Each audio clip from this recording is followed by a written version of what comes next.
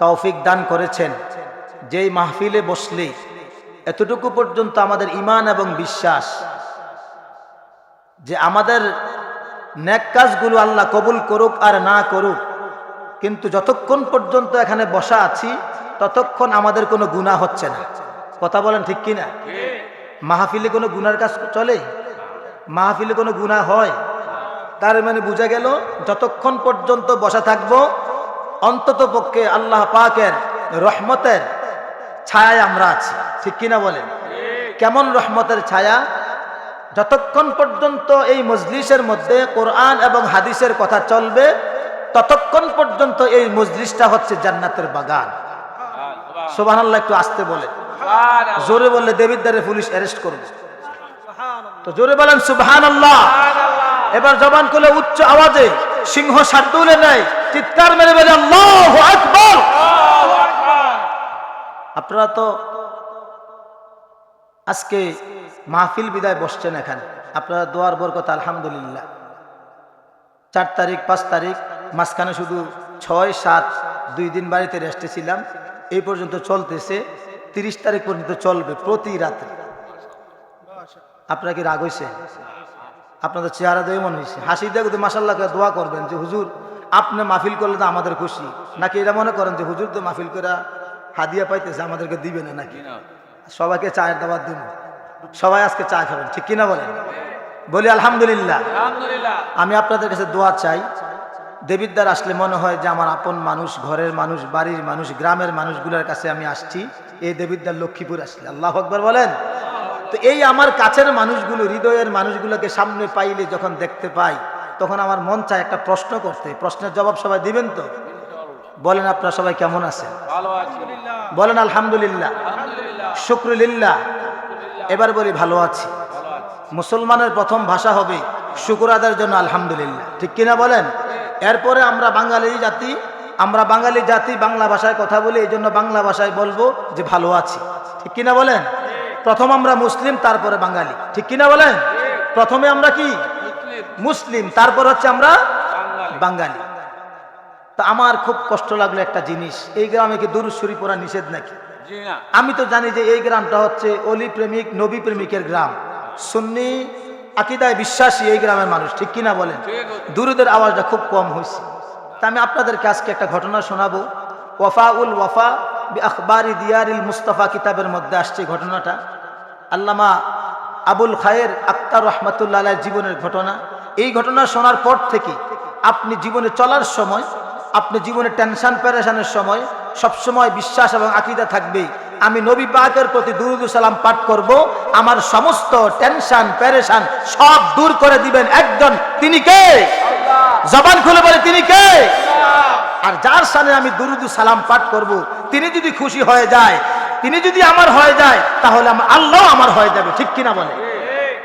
সম্মানিত হাজিরিন, ওয়াফাউল ওয়াফা বি আখবারি দিয়ারিল মুস্তাফা কিতাবের মধ্যে আসছে হযরতুল আল্লাম আলহাজ হযরত মাওলানা শাহ সুফি আবুল খায়ের আক্তার রহমাতুল্লাহি আলাইহি তিনি হজ করার জন্য মক্কা শরীফে গেলেন।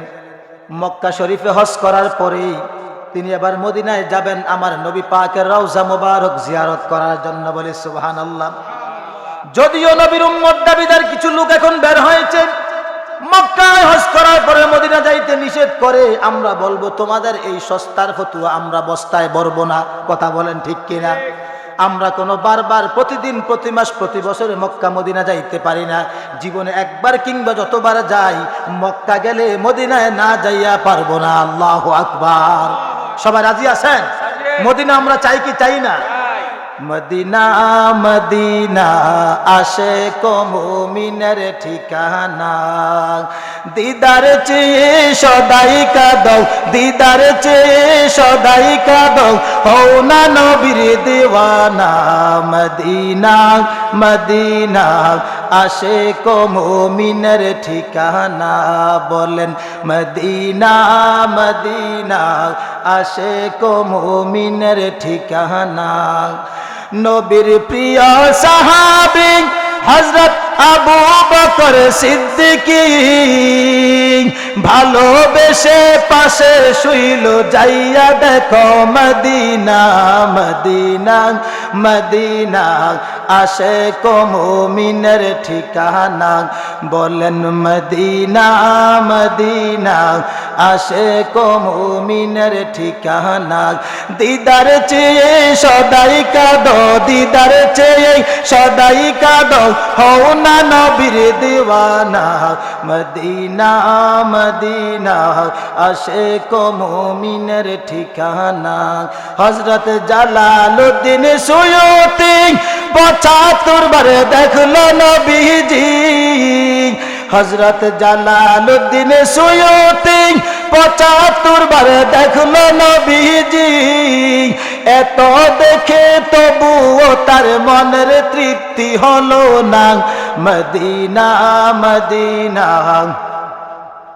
আশিক মুমিনের ঠিকানা বলেন মদিনা মদিনা আশিক মুমিনের ঠিকানা জবান খুলে কি বলা যাবে আল্লাহু আকবার এবার কি চিৎকার মেরে বলা যাবে ইয়া রাসূলুল্লাহ আমরা আল্লাহকে চাই কি চাই না আমরা নবীকে চাই কি চাই না তাহলে বোঝা গেল আল্লাহকে যদি চাই তাহলে নবীকেও চাইতে হবে নবীকে পাওয়াই আল্লাহ পাওয়া নবী পাওয়া নয় কথা বলেন ঠিক কি না নবী মানা আল্লাহ মানা হয় আল্লাহ মানা নবী মানা নয় আছে না এখন বর্তমানে নবীর বিদ্বেষ এমনভাবে ছড়াইছে নবীর সুন্নতকেও ছেড়ে দিচ্ছি বলে যে নবীর সুন্নত পড়লে হবে না নবীর সুন্নত পড়া যাবে না বলেন নাউজুবিল্লাহ নবীর সুন্নতের মাধ্যমে তো নবীকে অনুসরণ করবা নবীকে ইত্তেবা করবা নবীকে ভালোবাসবা নবী পাইলেই আল্লাহ পাওয়া যাবে বলি আল্লাহু আকবার এখন আবার একতারা কিন্তু দোকানপাটে বইসা চিপায় চাপায় বইসা ওই হুজুর তাফসীর করতেছে কোরআন শরীফের আয়াত কই আমরা ওয়াজ কই আমরা গজল গায় গান গায় কন্যা নাউজুবিল্লাহ আর এটা তো নবী প্রেমিকদের ওলি প্রেমিকদের একটু খোরাক দিলাম দিলে তো আস্তে আস্তে দোকান থেকে চাটা খাইয়া আসতে মাহফিলে আসবে আসার পরে না এরপরে ইনশাআল্লাহ কোরআন থেকে আলোচনা আমরা শুনতে রাজি আছি কথা বলেন রাজি আছি আমরা কোরআন নিয়ে কথা বলবো কি নিয়ে কথা বলবো কোরআন থেকে যিনি কথা বলেন ওয়ামান আহসানু কাওলাম মিম্মান দাআ ইলাল্লাহ যেই ব্যক্তি কোরআন দিয়ে কথা বলেন কোরআনের দিকে মানুষকে আহ্বান করেন তার চাইতে উত্তম কথা আর কে বলে ঠিক কিনা বলেন নাকি হুজুর কোরআনের কথা বলতে গেলে দাম না আমাদের উপরে ওয়াজ চালাই দিবেন ওয়াজের স্ট্রিম রুলার চালাই দিবেন আমরাও দৌড় দিব হবে না কেমনটা যদি কোরআন মোতাবেক যদি আমাদের চলতে হয় তাহলে কোরআনের কথা মানতে হবে কোরআনের আইন মানতে হবে কোরআনের হুকুম মানতে হবে মানতে চাইয়া যদি আমার এমন কোন অপরাধ ধরা পড়ে যায় সেই অপরাধ আজকে থেকে তওবা করে ছেড়ে দেব সবাই রাজি আছি সবাই রাজি আছি নাকি বলে হুজুর প্রথম যা করেছিলেন খুব ভালো লাগছে এখন যদি কোরআন থেকে এখন খুব খারাপ লাগবে বিষয়টা এমন না কোরআনকে মানতে হলে কোরআনের হুকুম মানতে হবে কোরআনের হুকুম কি করতে হবে মানতে হবে কোরআনের হুকুমটা মানাটা এতই সহজ সবার জন্য উত্তম কল্যাণ মঙ্গল কারণ কোরআনের হুকুম যখন সবাই মানবে এই সমাজ থেকে যত রকমের দুর্নীতি রাহাজানি মারামারি কাটাকাটি হারাম যত রকমের পাপ কাজ আছে সব রকমের অপসংস্কৃতি সব এই সমাজ থেকে দৌড়াইতে বাধ্য কথা বলেন ঠিক কিনা জবান খুলে বলেন আল্লাহু আকবার সম্মানিত হাজিরিন আমি আপনাদের সামনে খুতবার মধ্যে পবিত্র কোরআন হাকিম থেকে 8 পারার 11 পৃষ্ঠা থেকে ছোট্ট একটি আয়াতে কারিমার এক অংশ তেলাওয়াত করেছি আল্লাহ রাব্বুল আলামিন পবিত্র কোরআনের মধ্যে বলেন ইয়া আদামুসকুন আনতা ওয়া যাওজুকাল জান্নাহ একটু জবান খুলে কি বলা যাবে আল্লাহু আকবার আরো একটু আওয়াজ দিয়ে বলি আল্লাহু আকবার আমি আপনাদেরকে অনুরোধ করব আমার পরিচিত সব মানুষ সবাই আমার মোহাব্বতের একটু সামনে আইসা বসলে আমার জন্য সহযোগিতা হয় ঠিক কিনা বলেন ছাত্র যখন ক্লাসের মধ্যে থাকে শিক্ষক কিন্তু পড়ায় খুব মজা পায় আর ছাত্র যখন শিক্ষকের সাথে সাথে বাংলা ভাষায় কয় আর কি কিন্তু হু হা করিস বা ইয়েস নট ভেরি গুড এগুলা বলিস তখন কিন্তু স্যারের কথা বলে মজা লাগে আপনারা যদি একটু সামনে এসে বসে আমার সাথে সুবহানাল্লাহ আলহামদুলিল্লাহ আল্লাহু আকবার সময় মতো বলেন তাহলে বোঝা যাবে আপনারা হচ্ছেন সচেতন শ্রোতা ঠিক কিনা বলেন আর যদি আপনারা যদি কোনো কিছু না বলেন আমার মনে হবে আমি মাহফিলে নাই আমি কবরস্থানের মধ্যে ওয়াজ করতেছি ঠিক কিনা বলেন এখন আমি কি কবরস্থানে আসি নাকি মাহফিলের মধ্যে আসি সবাই কি মাহফিলে আসেন কেউ ঘুমাইছেন দেখে কে ঘুমাইছে হাত তোলেন। যাক মাশাআল্লাহ, তাহলে বোঝা গেল সবাই সজাগ আছে। কারো কোনো পেটে খিদা আছে? তাহলে আমরা মাহফিল শুনে তাবারুক খেয়ে মিলাদ কিয়াম করে তারপরে ইনশাআল্লাহ আমরা বাড়িতে যাব। সবাই রাজি আছি? যাওয়ার আগে আমরা একটু মুনাজাত করে কান্নাকাটি করবো, আল্লাহ এই মাহফিলকে জড়িয়ে করে আমাদের জীবনের বিগত জীবনে যত রকমের পাপ করছি সব গুনাহ মাফ করে দাও। রাজি আছি সবাই? এবার বলি আল্লাহু আকবার। আল্লাহ রাব্বুল আলামিন পবিত্র কোরআনে বললেন, ইয়া আদামুসকুন আনতা ওয়া যাওজুকাল জান্নাহ। আদম, ও আদম, তুমি তোমার স্ত্রীকে নিয়ে, তোমার স্ত্রী হাওয়াকে নিয়ে তুমি জান্নাতের মধ্যে বসবাস করো। আল্লাহ যখন এই হুকুম দিলেন, আদম আলাইহিস সালাতু ওয়াস সালাম তার স্ত্রী আমাদের আম্মা জান আদি মাতা, আদি পিতা হযরত আদম, আদি মাতা হযরত মা হাওয়া দুইজন জান্নাতের মধ্যে বসবাস করতে লাগলেন, চলতে ফিরতে লাগলেন।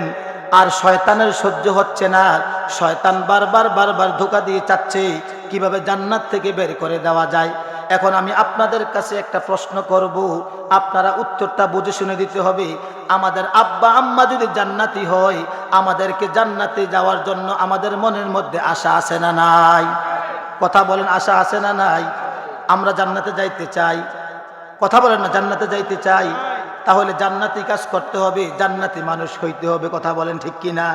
জান্নাতি মানুষ হইলে পরে, জান্নাতি কাজ করলে পরে আমার রব্বে কারীম আপনাকে আমাকে কঠিন হাসরের ময়দানের বিভীষিকাময় বিপদের মুহূর্তে, যখন বাবা চিনবে না তার ছেলেকে, মা চিনবে না তার মেয়েকে, ওই বিপদ মুহূর্তে আমার আল্লাহ রব্বুল আলামিন আমাদেরকে ফয়সালা করে জান্নাতে দিয়া দিবেন। বলি সুবহানাল্লাহ। এই জান্নাতে যেতে হলেন, যেহেতু আমাদের মা এবং বাবা, আদি পিতা হযরত আদম, আদি মাতা হযরত মা হাওয়া দুইজনে ছিলেন জান্নাতি। ওই মা বাবার সন্তান আমরাও চাই তাদের মতো জান্নাতে থাকতে। আর এই জান্নাতে থাকতে হলে আমাদেরকে এক নম্বরে কালেমা শরীফ পড়ে যখন আমরা ঈমান এনেছি, ঈমানদার হওয়ার পরে আমাদেরকে মুমিন হওয়া লাগবে। আর মুমিন হওয়ার জন্য মুমিনের কিছু বৈশিষ্ট্য লাগবে কি লাগবে না? কথা বলেন, লাগবে কি লাগবে না? এই জন্য আল্লাহ শুরুতে বললেন, ইয়া আদামুসকুন আনতা ওয়া যাওজুকাল জান্নাহ। এরপরে আবার 18 পারার সূরা মুমিনুনের 11 নম্বর আয়াতের মধ্যে আল্লাহ বলেন, আল্লাযীনা ইয়ারিসুনাল ফিরদাউসা হুম ফিহা খালিদুন। যারা জান্নাতের অধিবাসী হবেন, যারা জান্নাতের ওয়ারিস হবেন, তারা ওই জান্নাতের মধ্যে আবাদান চিরজীবনের জন্য জান্নাতের মধ্যে থাকবে, জান্নাতে ঘুমাইবে, জান্নাতে খাবার খাবে, জান্নাতের মধ্যে আরাম আয়েশে সুখ স্বাচ্ছন্দ্যে তাদের জীবনটাকে অতিবাহিত করবে। এবার জবান খুলে বলি আল্লাহু আকবার, আরো একটু আওয়াজ দিয়ে বলি সুবহানাল্লাহ। এখন যদি আল্লাহর প্রথম কথা হচ্ছে আমাদের বাবা আদম আলাইহিস সালাতু ওয়াস সালাম জান্নাতি, মা হাওয়া আলাইহিস সালাতু ওয়াস সালাম জান্নাতি। আমরা যদি জান্নাতের ওয়ারিস হইতে চাই, তাহলে জান্নাতের কাজ করা লাগবে কি লাগবে না? অবশ্যই যদি জান্নাতের কাজ করা লাগে, ঈমানদার হওয়ার পরে আমাদেরকে মুমিন হইতে হবে। আর মুমিন হচ্ছে 8টা বৈশিষ্ট্য যার ভিতরে আছে, সে হচ্ছে পাক্কা মুমিন। আমরা ওই 8টা বৈশিষ্ট্য মোতাবেক আমাদের জীবনকে পরিচালনা করতে চাই কি চাই না? সবাই একটু জিকির করি, লা ইলাহা, জোরে লা ইলাহা, ও লা ইলাহা, জোরে লা ইলাহা, লা ইলাহা ইল্লাল্লাহু মুহাম্মাদুর রাসূলুল্লাহ সাল্লাল্লাহু আলাইহি ওয়াসাল্লাম। বলি আলহামদুলিল্লাহ। এই জান্নাতের বাগানের পরিবেশে বসি আপনাদের মনটা কি খুশি না বেজার? কেন খুশি? যতক্ষণ আছি আমার আল্লাহকে ডাকতে পারতেছি। কথা বলেন ঠিক কিনা? আমার আল্লাহকে ডাকছি, আমার নবীকে স্মরণ করছি, এতে করে আমাদের সওয়াব হচ্ছে। ঠিক কিনা বলেন? এটা হচ্ছে একটা বেহেশতের বাগান। এখানে আসলে নেকের কথা, নেকের কাজ চলবে। ঠিক কিনা বলেন? নেক আমল হবে। এখান থেকে বের হয়ে দোকানে গেলে নেক কাজ হয় না, বদ কাজ হয়। কি কাজ হয় কথা বলেন? যত রকমের গীবত, শাকায়াত, হিংসা, বিদ্বেষ, ঝগড়ার মেইন একবারে গোডাউন কেন্দ্র হচ্ছে দোকানপাট। ঠিক কিনা বলেন? দুনিয়ার মানুষের মধ্যে একটা রীতি আছে, যদি বলে ওইদিকে তাকাস না, আমরা ওইদিকে বেশি তাকাই। ঠিক কিনা বলেন? যদি কয় যে এই কাজটা করো না, ওইটাই আমরা বেশি করি। ঠিক কিনা বলেন? যদি বলা হয় যে দোকানপাটে আপনি প্রয়োজন ছাড়া যেতে পারবেন না, আমরা ওইটার মধ্যে বেশি যাই। আর যদি বলা হয় যে মসজিদের মধ্যে আপনি বেশিরভাগ সময় কাটাবেন, এখানে আল্লাহর তাসবিহ, আল্লাহর কোরআন পাঠ করবেন, যেই কোরআন পাঠ করলে আল্লাহর সাথে কথা বলা হয়, ওই কাজটাই আমরা সবচেয়ে বেশি কম করি। ঠিক কিনা বলেন? মসজিদে আসবো, দুনিয়াবি কথা বলবো না, এখানে এসে মনে হয়ে যায় আমাদের ক্ষেতের মধ্যে সার দিছি না। কথা বলেন ঠিক কিনা? কলে তোর গরুটা বাচ্চা দিছি না। কথা বলেন ঠিক কিনা? কলে অমুকের মাইয়ার বিয়াটা হইছিল। মসজিদে কি এগুলো নি বলে? কথা কন না, মসজিদে কি এগুলো বলা যায়? এগুলো করা যায়? মসজিদে আইসা আবার কিন্তু যত কথা বলতেছে, হুজুর যদি নিষেধ করে এই কথা বলেন না, এরপরও ওয়াক্ত শুরু হয়ে যায় হুজুরের বিরুদ্ধে ষড়যন্ত্র, হুজুর কেমনে বাগানো যায়। কথা বলেন ঠিক কিনা? এরপরে শুরু হয়ে যায় যে হুজুরের কেমনে দোষ ধরন যায়, হুজুর আপনি তো মারাত্মক দোষ। কি দোষ? আপনি জুতো একটা উল্টা পাও দিছেন। কথা বলেন ঠিক কিনা? হুজুর আপনার আরো দোষ আছে, লুঙ্গির এক সাইড উপরে আরেক সাইড নিচে কেন? কথা বলেন ঠিক কিনা? এগুলো হচ্ছে আমাদের স্বভাবজাত অভ্যাস।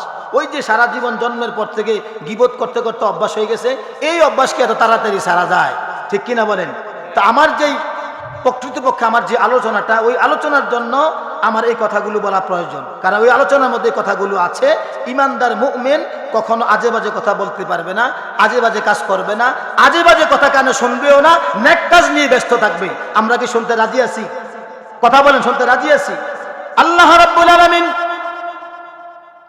এই জমিনের মধ্যে আল্লাহ যত রকমের সৃষ্টি আছে, সব সৃষ্টির মধ্যে তিনি তিনটা জিনিস তার নিজ হাত মুবারকে করেছে, বলে সুবহানাল্লাহ।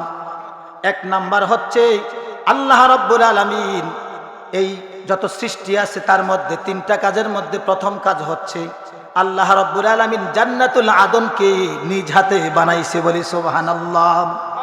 দুই নাম্বার কাজ হচ্ছে মুসা আলাইহিস সালাতু ওয়াস সালামের উপরে যেই কিতাব, আসমানি কিতাব নাজিল করা হয়েছে, ওই কিতাব তাওরাত কিতাব, 7টা উট বোঝাই করে যেই তাওরাত কিতাবকে নিয়ে চলতেন, ওই কিতাবটা আমার আল্লাহ নিজ হাতে লেখছেন, বলি সুবহানাল্লাহ। তিন নাম্বার কাজ হচ্ছে মানুষের চেহারাটা আল্লাহ রাব্বুল আলামিন নিজ হাতে বানাইছেন, আর চেহারা গোলদেশ থেকে নিচটা পুরাটা বডি বানাইছেন ফেরেশতারা, বলি সুবহানাল্লাহ। কে বানাইছে? কথা বলেন, কে বানাইছে? আমাদের বডিটা কে বানাইছে? সবাই বুঝে বলবেন, ঠিক আছে তো? না বুঝলে বলবেন যে হুজুর এই কথাটা আবার বলেন, আমি আবার বলবো যতক্ষণ আসি। আমাদের দেহ বানাইছেন ফেরেশতারা, আর আমাদের চেহারাটা বানাইছেন আল্লাহ নিজ হাতে। সুবহানাল্লাহ বলেন, সুবহানাল্লাহ বলেন, সুবহানাল্লাহ। এই তিনটা জিনিস রব্বুল ইজ্জাত ওয়াল জালাল নিজ হাতে করলেন। তার মধ্যে রব্বুল ইজ্জাত ওয়াল জালাল যখন জান্নাতুল আদনকে তৈরি করলেন, সৃষ্টি করলেন, সৃষ্টি করার পরে আল্লাহ রাসূল সাল্লাল্লাহু আলাইহি ওয়াসাল্লাম, হাবিব আমার রহমতের নবী, নূর নবী, হাদিস শরীফের মধ্যে আল্লাহর হাবিবের পবিত্র জবান দিয়ে ইরশাদ ফরমান, আল্লাহ যখন জান্নাতুল আদনকে বানাইলেন, তখন আল্লাহ জান্নাতুল আদনের সাথে কথা বলা শুরু করলেন।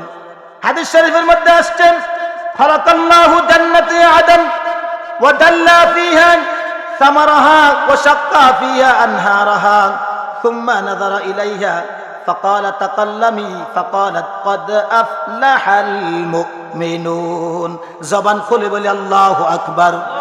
আল্লাহ রাব্বুল আলামিন যখন জান্নাতুল আদনকে সৃষ্টি করলেন, সৃষ্টি করার পরে জান্নাতুল আদনের ভিতরে এত সুন্দর সুন্দর মজাদার ফল তৈরি করলেন, এবং জান্নাতুল আদনের তলদেশ দিয়ে নদী প্রবাহিত করার পরে তাকাল্লামি ফাকালাত ক্বাদ আফলাহাল মুমিনুন, আল্লাহ যখন জান্নাতুল আদনের সাথে কথা বললেন, জান্নাতুল আদন তুমি কথা বলো, তখন জান্নাতুল আদনের প্রথম ভাষাটাই ছিল ক্বাদ আফলাহাল মুমিনুন। আল্লাহ, মুমিনগণ সফল হয়ে গিয়েছে। সুবহানাল্লাহ বলে, কি বলছে? মুমিনগণ সফল হয়ে গিয়েছে। ফাকালা, অতঃপর আল্লাহ রাব্বুল আলামিন বলেন, ওয়া ইজ্জতি ওয়া জালালি লা ইউজাউযু ফিকি বাখিলুন। এই জান্নাতের মধ্যে আমার ইজ্জত এবং আমার জালালিয়তের কসম করে বলি, এই জান্নাতুল আদনের মধ্যে যেই ব্যক্তি বখিল থাকবে, কৃপণ থাকবে, কিপটা থাকবে, ওই লোক এই জান্নাতুল আদনের মধ্যে প্রবেশ করতে পারবে না। জান্নাতুল আদনের মধ্যে বখিল কৃপণ প্রবেশ করতে পারবে। এখন তাফসীরের মধ্যে আসছে বখিল কেন, কৃপণ কেন? মুফাসসিরিনে কিরাম লেখেন বখিলদের মধ্যে এই পৃথিবীর মধ্যে সব চাইতে প্রথম কাতারের মধ্যে যেই বখিলরা থাকবেন তারা হচ্ছে মুসলমান ব্যতীত যত রকমের কুফফার আছে, যত রকমের ধর্মতন্ত্র মন্ত্র আছে, সব কাফেরেরা। এবার আপনি বলেন ইহুদি, আপনি বলেন খ্রিস্টান, আপনি বলেন হিন্দু, আপনি যা বলেন না কেন সব ধর্মের লোক হবে প্রথম কাতারের বখিল। 2 নম্বরে হচ্ছেন মুসলমানদের মধ্যে বখিল। মুসলমানদের মধ্যে বখিল আছে না নাই? কথা বলে আছে না নাই? প্রচুর পরিমাণ আছে। মুসলমান নাম দিছে, যে আমি যদি মুসলমান নাম না দেই তাহলে তো কোরবানির ঈদ আসতেছে, গরু কিভাবে খাবো? ঠিক কিনা বলে? গরু খাওয়ার মুসলমান এখন বাইরে গেছে প্রচুর পরিমাণ। এই মসজিদের কাজ হচ্ছে, মাদ্রাসার কাজ হচ্ছে, মাহফিলের তৈরি, মাহফিলের জন্য একটা স্টেজ, একটা প্যান্ডেল লাগবে, একটা মাহফিল করবে। মুসলমানের কাছে কত চিল্লায় ভাই, মাদ্রাসার জন্য, মসজিদের জন্য, মাহফিলের জন্য কিছু টাকা দেন। মুসলমানের পকেট থেকে ইসলামী দিনী কাজের জন্য টাকা বের হয় না। আর যদি হুট করে বলে আজকে ওই চরবাগর অথবা লক্ষ্মীপুর বা খলিলপুর অথবা হেতিমপুর ওই এলাকার মধ্যে পালা গান হবে, বাউল গান হবে, তখন বলবে আমার টিকিটটা 1 নম্বরে দে, সবার সামনে আমার চেয়ারটা রাখিস, যাতে করে আমি সামনে বৈশা বাউল গানটা শুনতে পারি। এরকম আছে না নাই? আর যদি নগর বাউল আসে, জেমস আয়ুব বাচ্চুকে মরে গেছে, এরকম যদি কেউ আসে দেবিদ্যা রিয়াজউদ্দিন পাইলট উচ্চ বিদ্যালয় মাঠে, কবে এই বেড়া যত কিছু হোক না কেন টিকিট কত? 5,000। কল আমি আগে। আছে না নাই? এবার আমি প্রশ্ন করব লক্ষ্মীপুরের মানুষ, যদি আপনার কবরের পাশে দাঁড়াইয়া অথবা আপনার বাবার কবরের পাশে দাঁড়াইয়া 5টা বাউল গান গায় অথবা আধুনিক গান গায়, ডিজে গান গায়, অথবা যদি কোনো রকমের প্রেমের উৎসাহ দেওয়ার জন্য রোমান্টিক গান গায়, কবরের পাশে দাঁড়াইয়া গান গাইলে কি কবরের আযাব মাফ হবে?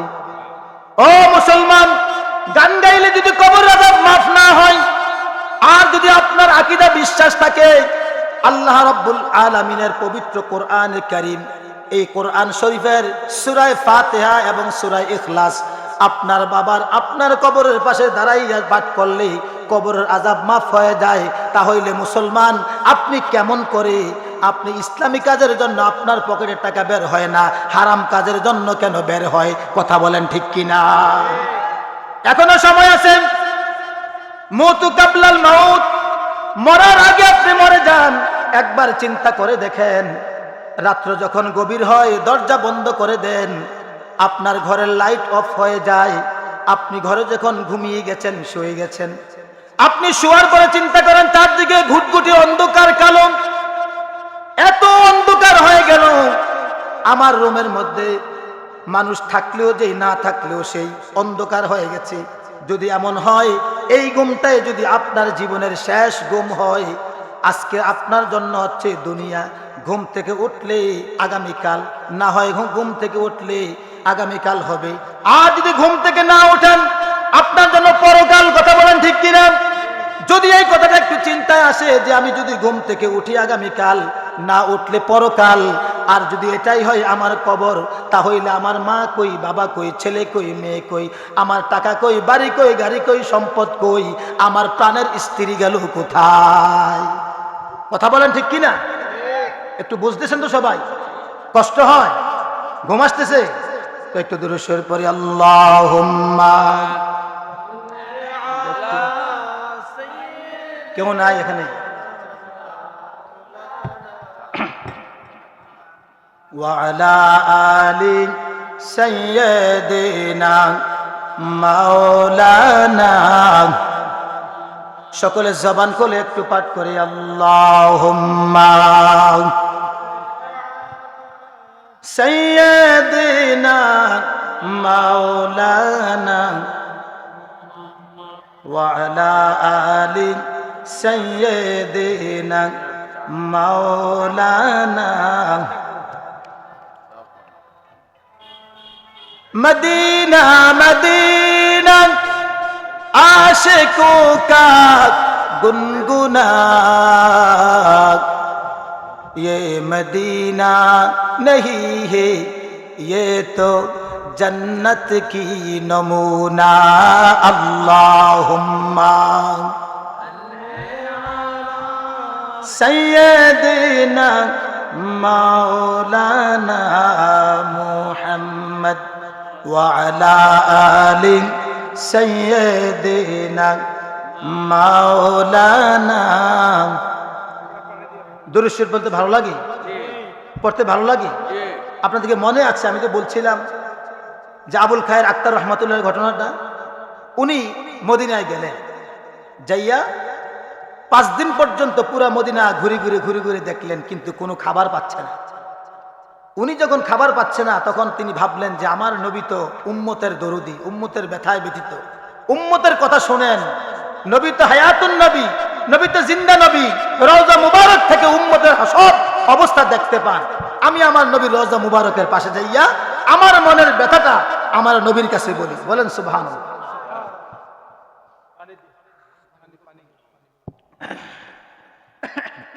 এবার আবুল খায়ের আক্তার রাহমাতুল্লাহ আলাইহি রওজা মুবারকের সামনে যাইয়া বসে বসে আল্লাহর হাবিবের দরবারে আরজ করলেন, ইয়া রাসূলুল্লাহ, ইয়া হাবিবাল্লাহ, আমি আপনার একজন আদনা গোলাম, আপনার উম্মত।